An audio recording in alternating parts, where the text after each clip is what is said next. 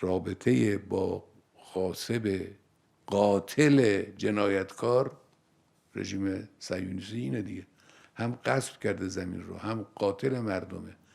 چقدر از آحاد فلسطینی رو اینها از بین بردن و چه جنایتی مرتکب شدن با این ارتباط برقرار کردن و خوشحال بودن و به این افتخار کردن و براش توجیه درست کردن، توجیه های یذهب به السکلا.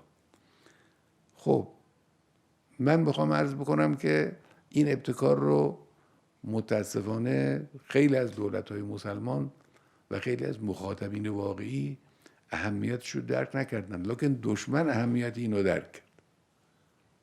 دشمن فهمید که اگر این توصیه امام راحل که اتحاد فرق اسلامی است و در جهتگیری ها عقایدشون برای خودشون باشه، هر کسی برای خودش عقاید و مناسک خودش داشته باشه، اما در جهتگیری های کلی اتحاد اینها چقدر برای امت اسلامی اهمیت داره و چقدر نفوذ دشمن رو در او کم میکنه، این رو دشمن فهمید.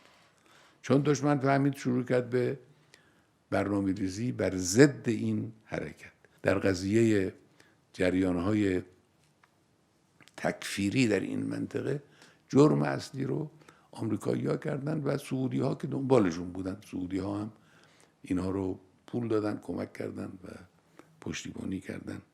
اینها علاوه بر این که این جرم رو مرتکب شدن آمریکایی‌ها، یه جرم دیگری هم مرتکب شدن و اون این است که به بهانه حضور اینها به کشورهای مسلمان لشکرکشی کردن.